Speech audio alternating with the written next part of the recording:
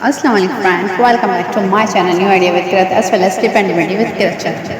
Guys आज आपसे एक शिकवा है, आप लोग मेरी टिकटॉक आईडी को क्यों नहीं फॉलो कर रहे हैं। मैं आपको इतनी मज़ेदार प्यारी प्यारी सी रेसिपीज बना के दे रही हूँ, तो आप मेरी टिकटॉक आईडी को भी फॉलो करें और मेरे channel YouTube channel new idea with Kirat को भी सब्सक्राइब करें। Thank you.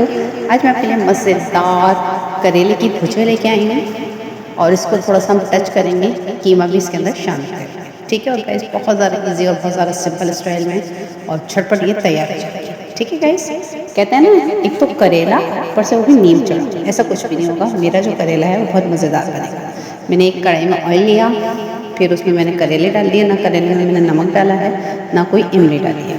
ठीक है, अब मैंने जो है करेले के साथ टमाटर लिए हैं 3 अदद बड़े वाले, और इमली को मैंने पानी में भिगो के रखा है। अब आप देख सकते हैं मैंने करेले को नॉर्मल ऑयल में फ्राई किया और ऑयल भी मैं इसका सेपरेट कर दूँगी।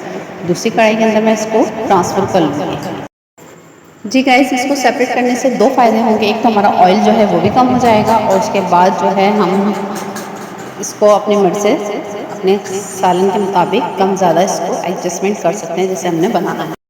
गाइस, इसके अंदर हमने बिल्कुल नॉर्मल मसाले यूज़ किए हैं जो हम यूजुअली अपने घर के खानों में भुजिया बनाते हैं जब हम डालते हैं। इसके अंदर मैंने लाल मिर्च ऐड की हैं और थोड़ा सा ज़ीरा पाउडर ऐड किया है और हल्दी, और जो मैंने थोड़ा सा धनिया पाउडर ऐड किया। और ये मेरे पास थोड़ा सा कीमा भुना हुआ रखा हुआ था, तो मैंने थोड़ा सा इसका फ्लेवर इन्हेंस करने के लिए इसके अंदर मैंने ऐड कर दिया। अब इसके साथ मेरे वाले साहब को खानी है बेसन की रोटी, तो हम क्यों ना बेसन की रोटी भी तैयार कर लें। छोटी छोटी सी मज़ेदार किस्म की, आप चाहें तो इस पर ऑयल लगा सकते हैं रोटी में, पर एज़ यूजुअल मुझे अपने फादर को जो है ऑयल ज़्यादा नहीं देना होता। और ये लोजी भी इसके साथ बनाइए तो ये परफेक्ट डिनर रेडी हो चुका है। वीडियो अच्छी लगे तो वीडियो को लाइक, कमेंट एंड शेयर करना ना भूलिएगा। अल्लाह हाफिज़, बाय बाय।